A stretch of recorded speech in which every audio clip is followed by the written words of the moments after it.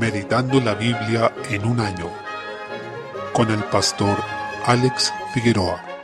Día 15, mes 4, Josué capítulo 11. Encontramos una nueva coalición de reyes cananeos que se conflagraron para luchar contra el pueblo de Israel e impedir que siguiera avanzando en sus conquistas en la tierra de Canaán. Mientras la coalición anterior estuvo encabezada por el rey Adonisedec de Jerusalén, la de este pasaje fue liderada por el rey Javín de la ciudad de Azor. Tengamos presente que gobernaban sobre ciudades-estado donde cada asentamiento tenía un rey, más allá de las aldeas o pueblos aledaños a ella, que también formaban parte de ese reino. Lo distintivo de esta nueva coalición es que, en primer lugar, era una gran multitud. Dice el versículo 4, como la arena que está a la orilla del mar. En segundo lugar, contaban con muchísimos caballos y carros de guerra. El hecho de tener estos carros significaba una ventaja tecnológica muy grande. Es como si actualmente una nación contara con un tipo muy avanzado de tanques o aviones, lo que permitía una superioridad bastante grande en comparación con el otro ejército. En consecuencia, si Israel pensaba en términos humanos, estaba prácticamente desarmado ante esta coalición, pues aquellos eran muchos reinos contra ellos. Tenían un ejército multitudinario y avances tecnológicos que Israel no poseía. Sin embargo, el Señor es quien peleaba por su pueblo. Él demostró en todo momento este principio de David contra Goliat. Aunque físicamente el enemigo era mucho mayor y más potente, Dios peleaba por su pueblo, por tanto, es Él quien da la victoria segura y de manera sobrenatural. Así, el Señor anunció a Josué que esos reyes caerían muertos delante de él. Estos enemigos cometieron el error estratégico de no quedarse dentro de las ciudades fortificadas, sino que salieron para pelear contra Israel en el campo abierto. Esto ayudó al pueblo de Dios a ganar de una manera mucho más rápida que si hubiesen conquistado cada ciudad por separado. Así que este desacierto estratégico de sus enemigos, quienes además confiaron en su tecnología y el número de su ejército, permitió a Israel una pronta victoria. El Señor les había prometido que ellos iban a desjarretar los caballos y que los carros los iban a quemar al fuego. Desjarretar los caballos significaba cortarles las piernas por los tendones de las rodillas, lo que implicaba habilidad de los guerreros, que en este caso les fue dada por el Señor. Un aspecto destacable es que Josué no quitó palabra de lo que había mandado Moisés, sino que hizo todo lo que él había ordenado. Esto nos dice que el liderazgo del pueblo de Dios no es personalista, es decir, lo que se hace o lo que se deja de hacer no depende de quién esté al mando o quién lidere en ese momento particular. Es la palabra de Dios la que manda, la que nos dicta el estándar y lo que debemos hacer. Este es un principio que se deja asentado, que independiente del líder, este tiene que seguir la misma palabra de Dios. Desde el versículo 16 es posible apreciar que ninguna ciudad hizo paz con Israel, sino que todas le hicieron la guerra. Sin embargo, era el Señor quien estaba detrás de todo esto, haciendo una obra para juzgar a los pueblos de la región. Recordemos que la conquista de Israel sobre la tierra de Canaán prefigura lo que es el juicio final, esto es, la conquista de Cristo sobre sus enemigos, considerando que Josué es un anticipo de Jesús, aquel que conquistaría y derrotaría a sus enemigos, concediendo la victoria a su pueblo. El Señor hizo un juicio sobre los cananeos. Por lo mismo dice en el versículo 20, endurecía el corazón de ellos para que resistiesen con guerra a Israel, para destruirlos y que no les fuese hecha misericordia, sino que fuesen desarraigados como Jehová lo había mandado a Moisés. Es el mismo actuar de Dios sobre el faraón, de endurecer su corazón para que su poder fuera demostrado a costa de él y en este caso de estos pueblos cananeos. Un dato histórico es que los anaseos, es decir los hijos del gigante Anac, eran también gigantes. Se dice que Josué derrotó a todos los gigantes de esa tierra, solamente quedaron algunos confinados en Gaza, en Gad y en Asdod, que eran las ciudades más importantes de los filisteos. De ahí se puede explicar históricamente de dónde pudo haber surgido el gigante Goliat. Capítulo 12. En los versículos 1 al 6 se hace un recuento de los reyes derrotados por Moisés, Sehón y Og, que fueron los que estaban al otro lado del Jordán, y cuyas tierras fueron asignadas a la tribu de Rubén, Gad y la media tribu de Manasés. Desde el versículo 7, luego se habla de los reyes derrotados por Josué. El hecho de que existía una lista detallada habla de que nosotros también debemos tener en cuenta cómo el Señor nos ha concedido victorias sobre nuestras luchas, aflicciones y tentaciones, y que nuestra gratitud no debe ser genérica. Ellos al ver la lista podrían agradecer por cada vez que el Señor les ayudó a derrotar a sus enemigos.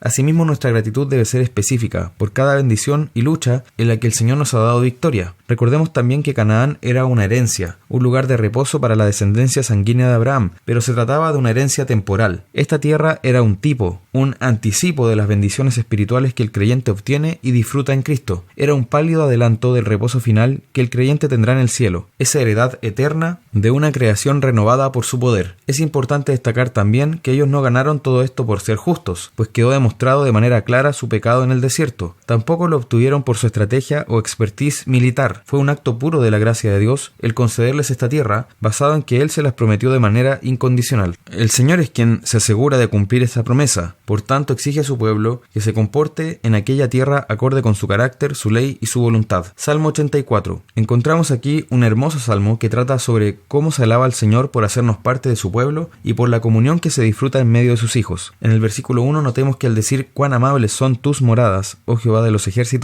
está elogiando la presencia de Dios en medio de su pueblo, que en el Nuevo Testamento es llamado casa de Dios, como dice 1 Timoteo 3:15, que es la iglesia del Dios viviente, columna y baluarte de la verdad. El versículo 2 nos muestra que el aprecio y la alabanza a Dios están ligados indisolublemente a la comunión con el pueblo de Dios. No se puede querer la comunión con Dios sin la comunión con su pueblo. Del mismo modo, vemos que la comunión con el pueblo de Dios no es algo opcional. En el versículo 3 encontramos que la casa de Dios es un lugar acogedor, que invita al hombre a encontrar allí su gozo, su paz y plenitud, y donde incluso las criaturas, como las aves, pueden encontrar un refugio. Esto es así porque la presencia de Dios habita en ese lugar, y por eso es donde se puede encontrar el amparo, el consuelo y el solaz por excelencia. En los versículos 4 al 7, el hecho de congregarse con hermanos en una iglesia y ser parte de un cuerpo, no solo asistir, es algo esencial en la vida de adoración de un creyente. Nos llena de bienaventuranzas, pues podemos allí alabar al Señor, pasar de la tristeza a la alegría y ser llenos del poder de Dios para vivir como es grato ante su presencia. Se promete que veremos a Dios en Sión, es decir, lo contemplaremos manifestado en su pueblo. Esta verdad se repite en 2 Corintios 3:18 cuando afirma que seremos transformados de gloria en gloria. Desde el versículo 8, esto lleva a un clamor al Señor, pues Él escucha y no desampara a quienes invocan su nombre. Es el escudo de su pueblo. Por ello, no hay como estar en la casa de Dios, allí donde habita su espíritu. El aprecio debido a Dios tendrá como consecuencia tener la estima debida a su pueblo, a su casa en esta tierra, que es el templo del Dios vivo. Termina con una preciosa declaración en que se llama dichoso al que confía en el Señor, y es que todo aquel que pone su esperanza en Él tiene una esperanza firme e indestructible, pero quienes escogen cualquier otro camino solo encontrarán destrucción. Proverbios 13. En el versículo 5 se enseña que no podemos ser neutrales ante la mentira. Si amamos la verdad, inevitablemente vamos a aborrecer la falsedad, y esto es porque el Señor, manifestado en Cristo como la palabra hecha hombre, es personalmente la verdad, lo que se confirma cuando dijo: yo soy el camino y la verdad y la vida, en Juan 14:6. Por tanto, la verdad no es una mercancía que podemos transar, ni una simple opinión personal que podemos ceder, sino que Dios mismo es la verdad, y por consiguiente, solo nos queda reconocerla, recibirla, someternos a ella y proclamarla, desechando y aborreciendo toda mentira. En contraste, el impío se hace aborrecible, pues el pecado termina caracterizando su vida por completo. En el versículo 6 se repite un concepto que se ha estado asentando en Proverbios, es decir, que el ser justo libra al hombre del mal, de caer en trampas, tomar decisiones necias y cometer pecados que le van a traer terribles consecuencias. Al contrario, la impiedad trastorna al pecador y queda en evidencia constantemente. La impiedad lo confunde, lo desbarata mentalmente y le hace mal. Es una persona que no razona, sino que piensa con el entendimiento lleno de oscuridad, cayendo una y otra vez en error tras error. El Señor nos libre de la impiedad. Lucas capítulo 17. Desde el versículo 11 al 19 se relata que Jesús continúa su camino hacia Jerusalén. Esta es la tercera etapa de su viaje. Lucas tiene 24 capítulos y 10 de ellos están dedicados al viaje que hizo desde Galilea a Jerusalén. Inició su trayecto en Lucas 9:51 y aquí todavía se sigue hablando de esto. El viaje terminará en el capítulo 19 cuando entró por última vez a Jerusalén para morir allí y luego resucitar. Aquí se encuentra el episodio de los 10 leprosos, que solo es relatado en este evangelio. Ellos se pararon de lejos, no queriendo contaminar a Jesús, y desde allí le llamaron maestro y le rogaron misericordia. Ante ello, Jesús les dijo que fueran a mostrarse a los sacerdotes. Recordemos que los leprosos quedaban apartados totalmente de la vida social, inmundos y aislados, y para ser declarados limpios ceremonialmente, debían ir a presentarse ante los sacerdotes una vez que estuvieran sanados, y así podrían reinsertarse a la sociedad judía. Entonces debían tener fe en el medio que Jesús les dio, en que la palabra de Él los iba a sanar, aunque no los tocara ni hubiera hecho un acto concreto sobre sus cuerpos. Los leprosos no fueron limpios inmediatamente, sino que lo fueron en el camino. Así que todos tuvieron fe en la palabra que Jesús les dio y confiaron en el medio que Él estableció para que fueran sanados. Sin embargo, solo uno de ellos volvió glorificando a Dios y se postró a los pies de Jesús, honrándolo y dándole las gracias. Eso implica que este leproso no solo quería la sanidad de su cuerpo, que era un bien temporal pasajero, sino que también quería honrar a Dios y glorificar su nombre. Notemos que era un samaritano, lo que nos sigue mostrando que el pueblo de Israel se caracterizó por la dureza de su corazón y por no recibir al Salvador que venía a ellos. Notemos así que centuriones, gentiles, la mujer sirofenicia y en este caso un samaritano son los que dan gloria a Dios, no así los del Israel sanguíneo, y por esto fueron fueron juzgados. Jesús dijo: no hubo quien volviese y diese gloria a Dios sino este extranjero, en el versículo 18. Esto es importante porque el Señor equipara darle gloria a Él con darle gloria a Dios. Esto debe llamar nuestra atención porque una y otra vez el Señor Jesús afirmó su divinidad. Es posible observar también la ingratitud característica del ser humano, algo que por supuesto debemos ver en nosotros. ¿Qué tanto agradecemos por todo lo que Dios nos da? ¿Cuánto le glorificamos por todas las bendiciones que Él cada día derrama sobre nosotros?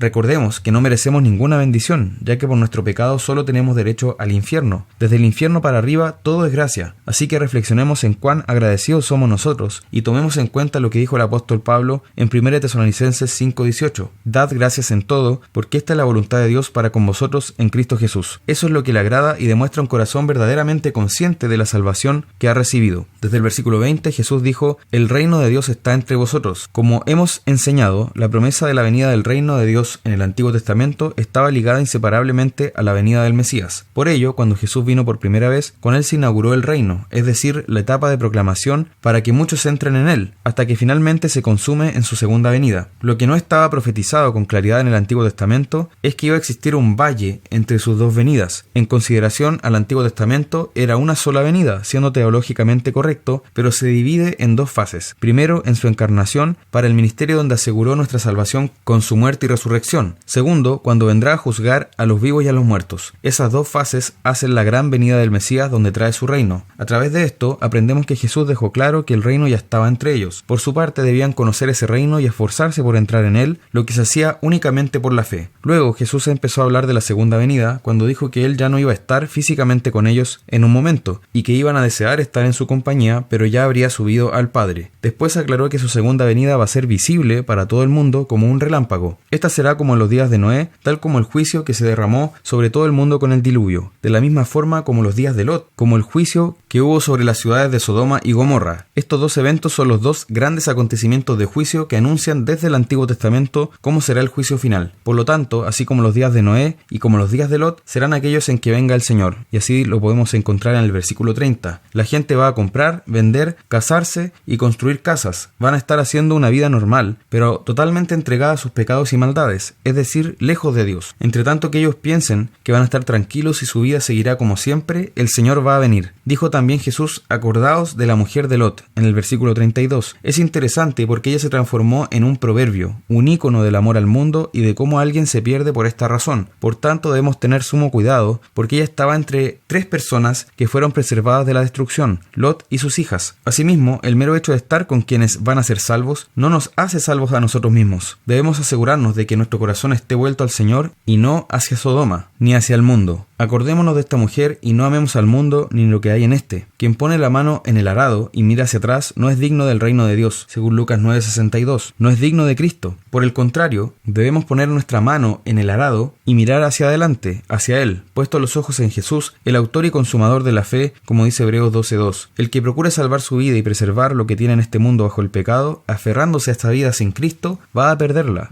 Pero el que pierda la vida por causa de Cristo, renunciando y negándose a sí mismo, muriendo a sus deseos y a sus propios pensamientos para entregarse al Señor, ese se salvará, según el versículo 33. Pongamos atención a este versículo: donde estuviera el cuerpo, allí se juntarán también las águilas, en el versículo 37. Es decir, de la misma manera en que los buitres se reúnen para devorar la presa que ha muerto, así también serán las señales de lo que ocurrirá. Se reunirán alrededor del Hijo de Dios, porque lo primero que ocurrió acá fue la muerte de Jesús. Por eso vino el juicio de Dios sobre Jerusalén en el año 70 después de Cristo, cuando fue destruida la ciudad y el templo, siendo invadida, destrozada y saqueada. Eso manifestó un juicio inmediato de Dios, lo que también anticipa el juicio final. Debemos notar que Jesús habló de dos dimensiones, esa que fue inmediata y la otra final, que será cuando Él venga. Tengamos en cuenta esto, discernamos los tiempos y las señales, veamos lo que va a ocurrir y lo que está sucediendo a nuestro alrededor. Por último, aferrémonos a nuestro Señor, rogándole que nos conceda perseverar hasta el fin.